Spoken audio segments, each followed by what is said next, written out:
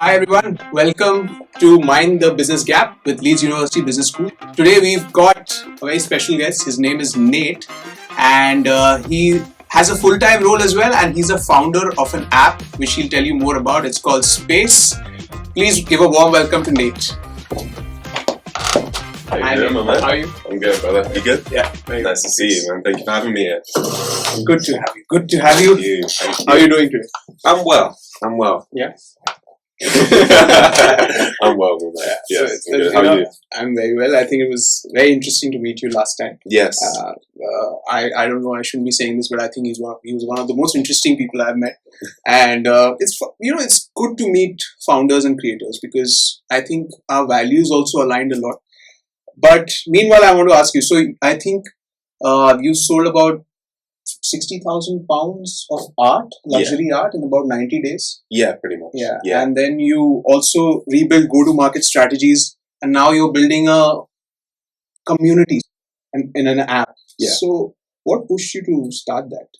Well, so going back to the artwork, I mean, that was really a quota that I filled and I kind of overshot for myself because it was my first 3 months in luxury art sales. I've never done luxury art before. Yeah. I've done sales with FMGC, I've done sales within recruitment, I've done telecoms, I've done cars, I've done anything, you name it. I've done business development into hospitals. I built pipelines through multitude of types of businesses, SaaS businesses, etc. So I've done a lot all the way up till 25 years old, and I love building things. I love selling things. I love designing go-to-market strategies and plans. I love everything about business, and it also led me to wanting to kind of start my own community, my own app, because I have the heart of a founder.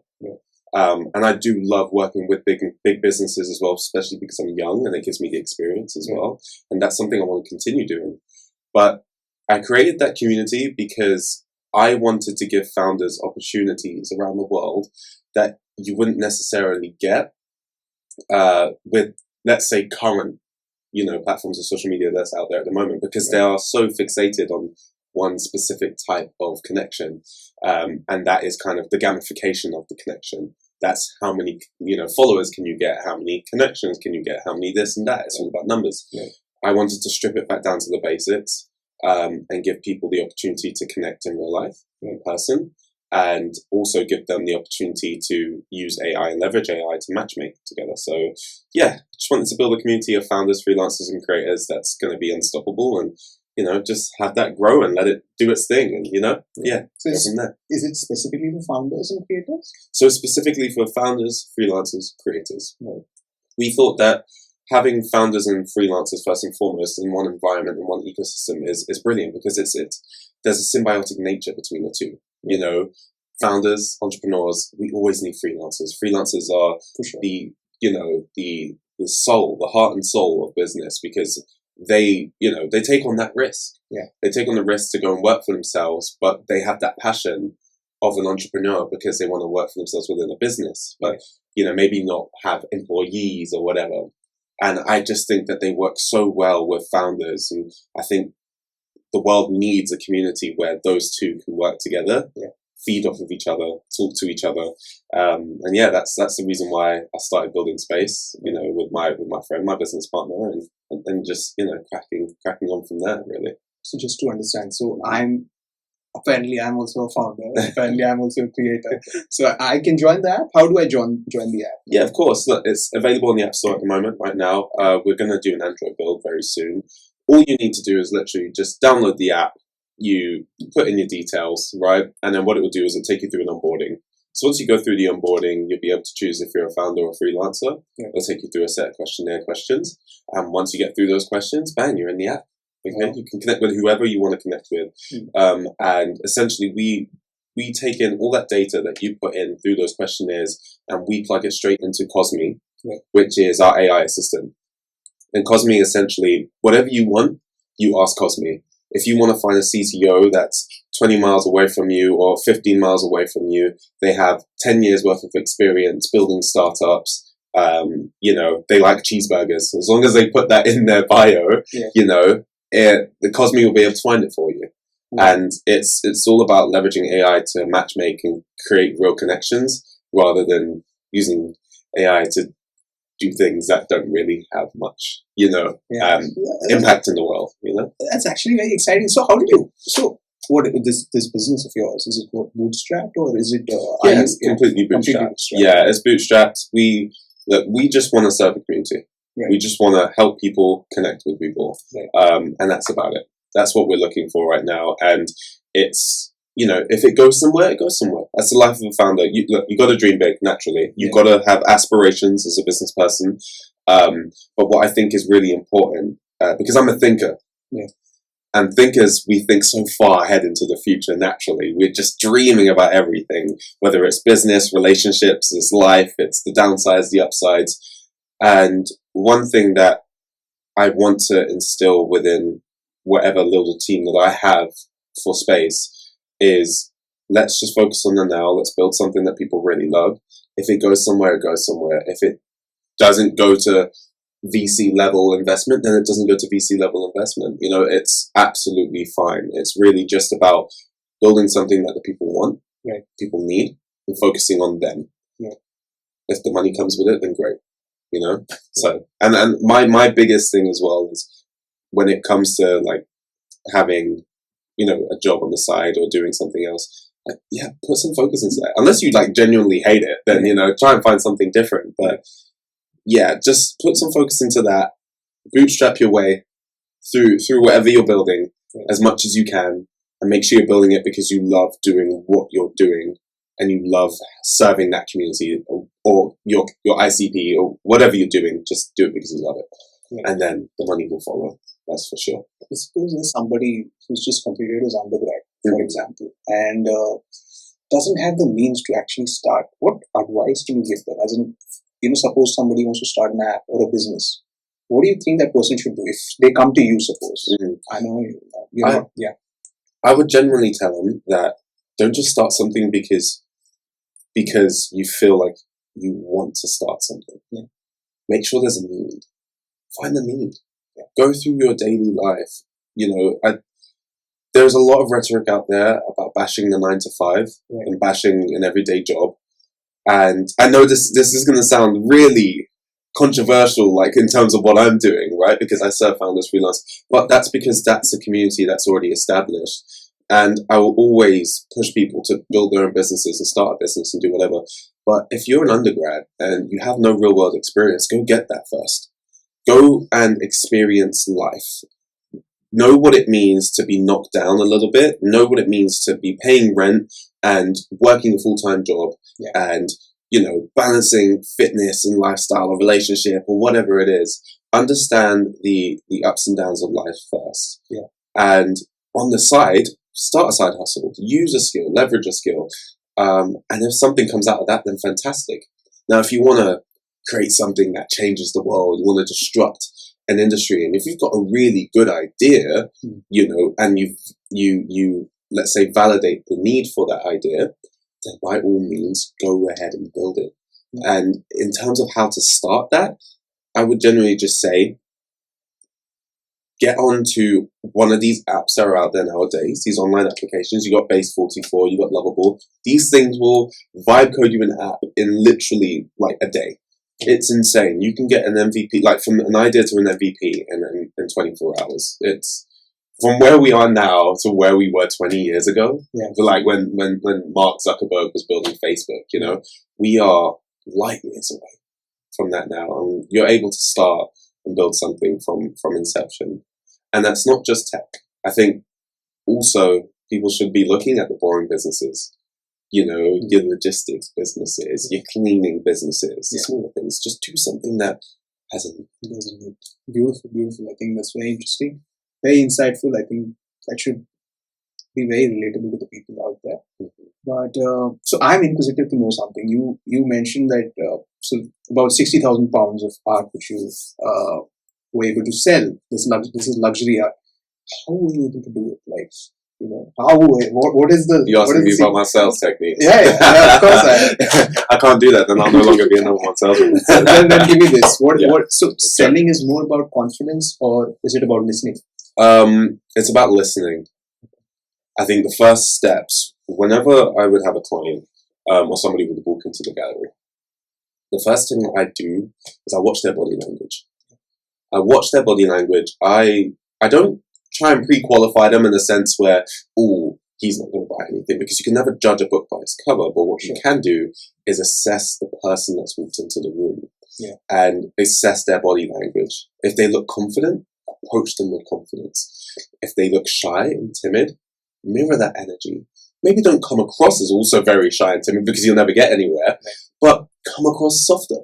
Don't come across as, oh, how you doing, love? You alright? You know, do you want to buy this piece of art? And, you know, they're going to want to leave. They're not going to want to stay there, because all that energy is over-consuming. So when you start to have a conversation with that person, it's incredibly important to listen. You know, ask the right questions, but then sit back and listen. Understand their pain points. You know, I would have to understand their home, you know, how their home layout looks, you know, what it is, where would I put things on their walls. I would start to envision where I would put specific pieces of art. One really, really great sale that I had, and now that person is actually a decent friend of mine. Essentially, he'd been outside of the gallery, he was looking at a piece of artwork, and I noticed that immediately. But then when he came in, he then got incredibly attracted to a completely different type of artwork.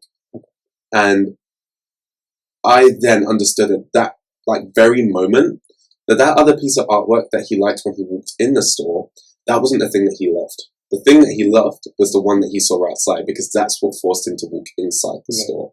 You know, that's what opened up that barrier. And then we just got to talking. We just had a conversation. We got to talking about traveling Asia, Japan. It's something I've always wanted to do. And funny enough, what do you think that artwork had outside? You know, outside of the gallery. What do you think that had in common with our conversation? Japan and I don't know really. Maybe spot on. It was Japan. It was Japan? literally Japanese artwork. It was literally just about that, you know. And I then found that connection. I took him right back outside and I said, "Have a look at this again. How do you feel?" It's like it takes me back, you know. And then and there, you know, that's a 5-figure piece of artwork. After an hour of conversation, a 5-figure piece of artwork sold. And that's purely because we had a conversation. I listened to his pain points. I listened to his story, and you made a genuine connection. Made a genuine connection with the person. That's what it's really about, listening. That's all it is. So it was observation first, and then you communicated, you listened, and then, of course, you assess, analyze, and you go for it. I think this is what is missing the sales world these days, forming that genuine connection and forming that, you know, everybody is out there just to sell. Nobody is out there to understand exactly what your client or your customer or your guest wants. So similarly, you know, when I was back in hotels, I was in the hospitality industry.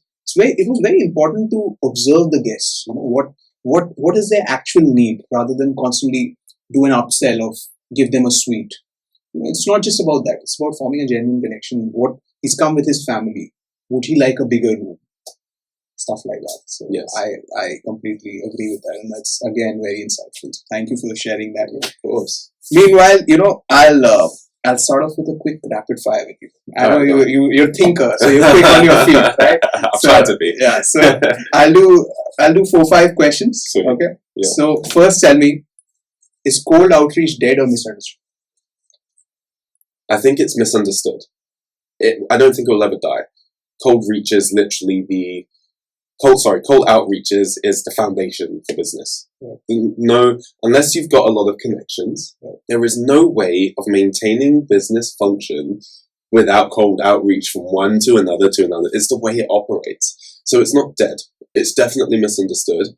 And I think because there are so many companies out there at the moment that do a lot of cold outreach, people do get a little bit tired of hearing it. You know, people get tired of the pitching, get tired of the phone calls. And there are people out there that would genuinely, they'll listen to you, you know, they'll listen to me call them, and they'll pick up the phone and they'll say, you know, I give them a quick little rundown, and, you know, I'll tell them if they want me to pick up the phone, if they want to hang up the phone or whatever, and they say, yeah, okay, cool, I'll give you a minute. You know, I'll give you 30 seconds, you know?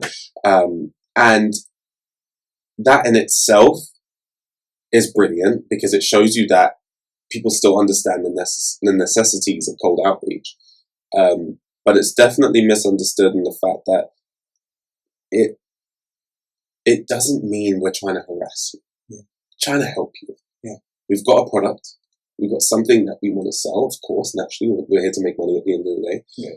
But the value behind what we do needs to be understood. And I think the reason why it's become misunderstood is because a lot of people, like you said, they're just out there to sell. They're harsh, brash salesmen and women. Yeah. You know, they just want to hit their quotas. Yeah. But I think if you start to take a bit more of a human approach in that sale, you don't try and hard sell them. If they don't want to talk to you, they don't want to talk to you. That's absolutely fine. Find another way. Find another way around. Send them a video message. Yeah. Send them an email. You know, send them something. Be creative. Just understand that not every single interaction when it comes to sales has to be super forced, super harsh. And turn that cold outreach into something incredibly warm. Whether it means connecting with them on LinkedIn afterwards, you know, something like that. Just try and get something out of nothing, basically. Yeah. Well, makes sense. So anybody who's trying a cold outreach, listen to him. Yeah, facts. make sure you're making it as warm as possible. Give them a hug. Yeah. Don't scare them away. One tool you can't live without. One tool that I can't live without. Ah, geez. I'd say at this moment, Loom. What's that? Loom is essentially a video-based tool, isn't it, from Atlassian. It's absolutely fantastic. So you can essentially send video messages, you can hold meetings on there, and you can send these video messages off to clients, and they can literally just reply with messages, and they can give their feedback as to what it is that you're talking about, and literally start a conversation just from that video message. So it's no longer a really basic cold telephone outreach. It's now a video message. They see your face. You can have graphics behind it, and it's just a little bit more interactable. And now that that's recently come into my life, I can't live without it because it's a fantastic way of getting to clients, and not feeling like I'm annoying them down the phone. Yeah. So it's basically client-based mostly, is it? Yeah, or definitely. you can connect with friends as well. No, it's definitely B2B. Yeah. B2B. Yeah. Oh, lovely. Loom. It's called Loom. Loom, yes. One belief about business you've changed your mind on? I would definitely say that it doesn't have to be the biggest thing in the world. And I think that kind of gets back to the point that I was making earlier. Yeah, that's one thing about business. But yeah, without me going too deep into it. Best advice ever. You can go deep here. The best advice I've ever had. Yeah. Very, very simple. So the advice is, never grow up living a life of regret. And the backstory to that is, so I went to Durham University. Yeah. You know, out of school, and I was doing music at the time. Been a musician my whole life. Been a dancer, been a performer, been an athlete, done everything. What do you play? What do you play exactly? I can play guitar, bass, and piano, but I sing. Okay. So wow. Yeah, so I'm a singer and a singer-songwriter. And I basically had a demo tape out. It got heard, and I had the opportunity to go out to New York and work in the management out there in the indie label. Yeah. And the manager that I had for about 3 years at the time. Absolutely fantastic man, and his name is Steve, and he told me, Nathan, you never want to live the life of regret. And it's something that it feels like common knowledge, like you never want to regret anything. Of course. But it's until somebody puts that in your mind whilst you're still trying to chase a goal, right, that's when it becomes real. That's when it starts to feel real. And ever since that moment when he gave me, and he said it to me like 5, 6, 7, 8, 10 times. And even though I'm not doing music anymore, that piece of advice follows me everywhere I go. Anything I do it to my fullest extent, and I do not give up. Yeah. I make sure the only time things stop for me is when I fail, I learn, and I move on. So I will never, ever live a life of regret. I do not want to get to the age of 60, 50, 40, 30, right? Even, heck, 26, you know, in a few months. I don't want to get to that age and think, damn, I wish I did this. Yeah, I can't do it. YOLO, you only live once. You only live once, man. Drake said it, right? So listen to it. I should listen to Drake before I listen to Steve. And then I would have gone way further along. But yeah, no, definitely. Never live a life of regret. Makes a lot of sense. Anyway, so your favorite movie? My favorite movie of all time is Forrest Gump. Oh. And what about you? What's your favorite movie? I love Forrest Gump, but my favorite would be The Dark Knight because of Heath Ledger. Yeah. The Dark Knight is a brilliant film. It's so good. I could watch it again and again. Same. Yeah. So, what did you like about Forrest Gump? Forrest Gump, a man that never gives up. Yeah. Just a man that never gives up. Plus, my favorite actor of all time, Tom Hanks. You know, close second is Denzel, but they're both just as great as each other. I love Forrest Gump because all the things he's ever gone through, all that adversity he ever faced. He was a kid that couldn't walk straight. His spine was crooked. He ended up sprinting around. I know it's crazy about some like fiction, but it's just so inspiring. I've watched that film countless of times. I can recite anything from that film. It's ridiculous. But yeah, no, I resonate with him as well. I feel like I'm Forrest Gump. That's like chocolate. Life is a box of chocolate. Life is like a box of chocolates. I won't do it in the accent because I don't want to embarrass myself. I do that at home behind closed doors. What is your favorite thing to do? What's my favorite thing to do? Absolute favorite thing to do in this world. God, there's a lot of them. I got to decide. Damn. I think spending time with the wider family. I've got my mum, my dad, whatever, but when everyone's together, that's my favorite thing to do. I love activities. I love playing football. You know, I love running. I love music. I love singing. I love performing on stage. I love talking to people. But definitely family. Family's everything. Yeah.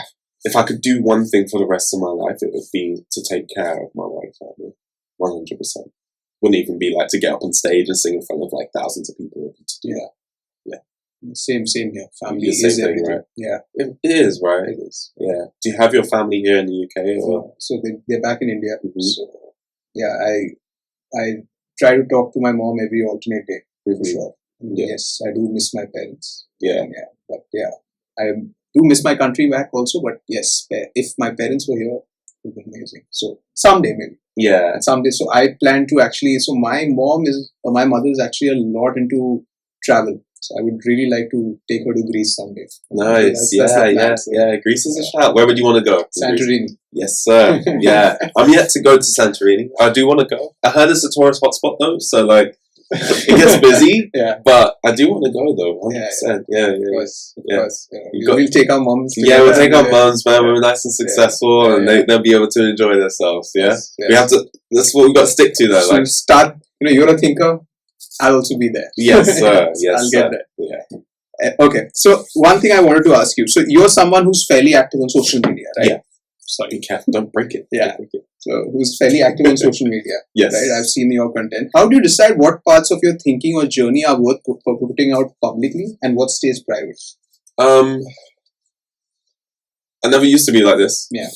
I used to be like, oh, I hate social media. I don't want to go on social media. Same. Yeah. Now we both are doing things which are related. Honestly, it's a tool. It's so necessary.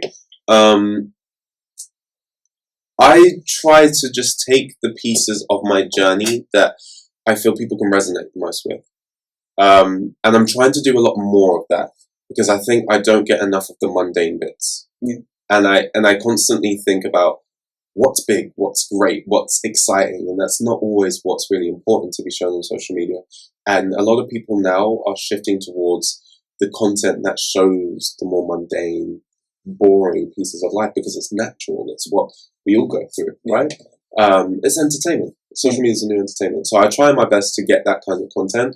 In terms of what I don't want to put out there, I see a lot of content about relationships and all that kind of stuff, and I try to keep away from that because those are very private to me and the person that I'd be with. And I think it's not necessary, especially like when it goes to like dating and all that kind of stuff. It's not necessary for me to show that. Yeah. And if you do post that, It's great. Yeah. Do your thing. Like, that's absolutely fine. But for me, it's not something that I resonate with. You don't need to show the world. Hence the reason why I don't need to show the world. Exactly. And I think some things you need to keep private, I agree. It gives you that. It still keeps you human. Yeah. Because at the end of the day, social media, like it's all online. It's it's a different kind of generation. Yeah. And sometimes I do wish I grew up in the era where you didn't have all of this like crazy amounts of online connection. You walk down the road, fall in love with somebody, but it's just not. And it's not about views and likes and. Thank you. Yeah. It's more about just real connection, doing your own thing. If you want to build a business, bang, you go. Right. You don't have to show everybody. Exactly. But that's life now, and I'm more than happy to get with the times. I say it like I'm like 50 years old, but I'm not. Like, I'm 25. Like, I've grown up in this digital era. But no, I completely resonate with that. Yeah. So I think you're somebody who values structure and discipline. Are you? Yes. I think. Yeah. So because I've seen a lot on your social media, you're a lot in fitness as well. So how has fitness influenced the way you approach work or your mindset in that way? I would say it's about the goal, the end goal, what it is that I want to achieve, and the enjoyment that I find from it. So discipline is key, 100%. But if you don't enjoy what you're doing, then there's no point doing it. However, I do believe that if there is an end goal that you know you're going to enjoy, that you want to get to, you may not enjoy the middle bit, but as long as you put the discipline in and push through that non-enjoyable part and get to that goal, then true satisfaction is achieved. And I've been able to use that mindset in business and in life and in fitness and whatever it is, work. The boring parts, they're there. They're always going to be there, and the tough parts are always going to be there. But as long as I try to push through that, then I will make sure I get to my end goal no matter what. It's just not about quitting. Like, that's the main thing. Just sticking to the gym, sticking to a routine. I get up in the morning. I'm not a morning person. I try to go to work. I just do my thing, and I come home and I work out. I'm not about to sit here and tell you get up at 5:30 a.m. every morning, go smash a workout. Don't eat before you go. Just get up and go. Nah, I don't do that. I just like to. It's not David Goggins. Yeah, I'm not. That's not me, man. But I do love working out, and I find the time of the day to be able to do that. So that's. Don't know if that answers your question completely, but no, I actually get that. See, fitness is a part of life. So, for you as well, right? Yeah. So today when I worked out, I'm more energetic right now. Mm-hmm. Most of the people maybe like I don't know about you. I think post working out, I get more energy. Yeah, in the evening especially. So I think it helps. If I have to go to an event, I'll work out. Yeah, no, it brings that energy in me, just to have that communication and that. I think before I go out on a date, I'll always, I go out to, I'll go to an event. You can tell I'm a lover boy, right? But like before I do anything, I go out and I do love to work out because it's just, that energy that you get from it. Yeah, I agree. I agree. Yeah. We have to do push-ups, I'll make him do push-ups, don't worry. That's fine. How many are we going to do? Because I'm like... I just told you. I did 10 but we'll try and do 40. 40? That's fine. 40 together. Yeah, that's fine. We could if we have to push ourselves, we'll do 50. Alright, fine. Fine. Together. Okay. So so the interesting part is, from selling to others and now you're building something of your own. What does it feel like? It's like I know you mentioned it. Yeah, it's exciting. Yeah. But how do you do it when it's a full-time role which you have and you're building something? Because yesterday I saw a story of yours. I think you were up. No, you were continuously working for 5 hours or something like that. Yeah, after work. Yeah, and just it's just finding a balance. It's more than doable. I enjoy what I do during the day, and I put my all in. I put my effort into it because at the end of the day, nothing is guaranteed. Yeah. So if I decide, okay, I'm going to slack off in my 9 to 5, then what does that mean for the rest of my life? What does that mean for the business that I want to build? If just because things are hard and I want a change, I decide to slack off and put in less effort, then what does that say for if you've got a co-founder and yes, okay, great, you want to build a business, you want to do something, you want to go for investment, but then they start slacking off in the rest of their life because their one goal or sole motivation is making the company work, then that in itself is just incredibly negative. That's a red flag for me. Now don't get me wrong, certain things can fall off. I think that happens if you don't have enough structure, discipline, or if you're overworking yourself in other areas, that's for sure. Or if the business that you're building if the business that you're building is incredibly intense, then yes, But for me personally, space is not intense. Yeah. It's not intense. We've been building for such a long time, and we've been taking our time in building that, right? And it's been something that we're able to do alongside our full-time jobs without any extra hassle. And there are moments where we're like, damn, like this is a lot of work, like the 5 hours of just trying to get the app pushed to the store. Yeah. That takes a lot of effort sometimes. But it's about finding a balance. If you can't find a balance in life, man, it gets really difficult. It gets really, really difficult. And that's not to say that there's no such thing as getting a work-life balance or disrupting the work-life balance to make something work. It's incredibly important to find out what it is that you want to do in life and then put your effort into that. But just never put all your eggs into one basket. Create pockets of space. And what's the word? There's this thing that's going on at the moment where people it's not time stamping your day, but it's more time blocking. Okay. So creating a block of time within your day, you know exactly what you're going to do to have a structure so your brain doesn't get ridiculously confused. Yeah. So when it's 5:30 a.m., I get home between 5:30 to 7:30, I'm going to do deep work. I'm going to get into space. I'm going to create marketing, products or whatever I need to do. Then once 7:30 hits, I'm going to go hit the gym. Then once, that's 7:30 to 8:15, a 45-minute session, I go back upstairs, I cook my meal or I get my meal prep out the fridge, I heat it up, and then bang, I relax for the rest of the evening. As long as I've got a structure. Yeah. Time blocking. So time blocking. We will do that. Yes. I think the kind of blocking which we do, I generally take a journal and I write. Mm-hmm. But time, it has to be more in the mind now. Yeah, 100%. Yeah. So I think last time we met, we spoke a lot about values. Remember that? Yes. That conversation. So the value, you should have people, or maybe you told me that you should have people on the podcast, or the people you work with, they should align with your values. Yeah. Right. So when you're building an app and you're a founder and creator, so how do you decide and what traits and qualities are you looking for the people you will work with, or you want to hire somebody? So what kind of values and traits are you looking for? I look for somebody that is self-motivated, a self-starter, somebody that's self-driven. Somebody that doesn't need to be told, okay, come on, let's do this now. Let's do this again. Let's do it. And I don't have to keep repeating myself. I want somebody that is self-autonomous. Yeah. And, it's all about having someone as well that is loyal. Yeah. I think loyalty is very, very key. If you can have people that are loyal and that will stick with you no matter what, that is more powerful than anything as well. Loyalty runs deeper than blood. 100%. 100%. Because skills are great, but you can have somebody that has incredible amounts of skill, could be the most talented software engineer in the world. But then when it comes to it, when the chips are really, down, like, they can leave you in a split second because they might not have that loyalty, that strength, that morale driver behind them.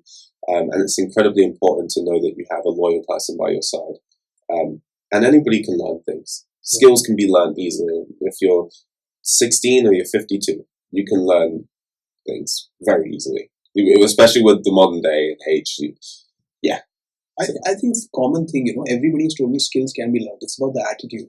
Right? A lot of people. Yeah, you've got to want to do it. You've got to want to learn. You've got to want to put yourself in the positions to get those skills. Right.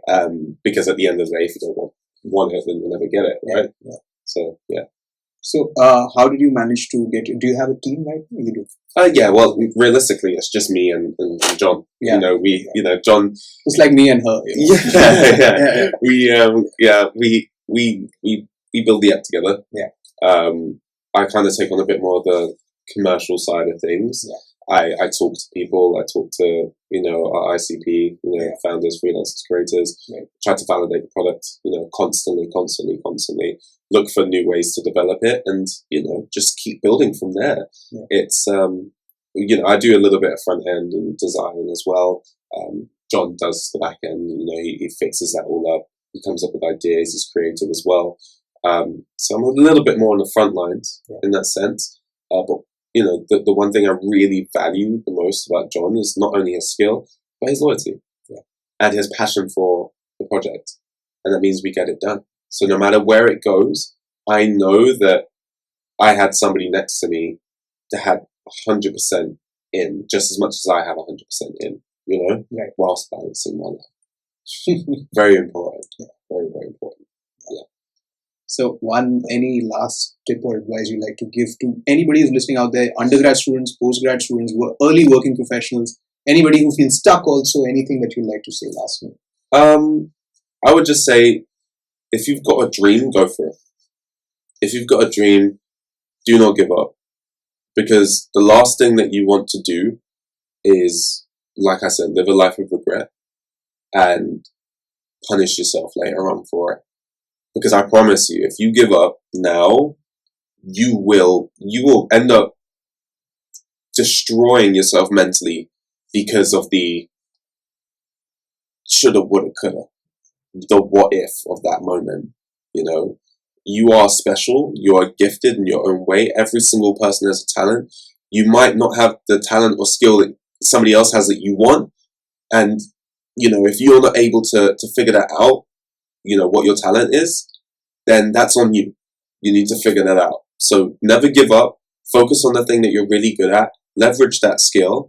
And, whether it's money, happiness, or freedom that comes out of it, so be it, Yeah. And don't just chase money. Yeah. Chase value. Chase something that makes you happy. And the money comes with it. Yeah, that's for sure. Yeah. I completely agree with that.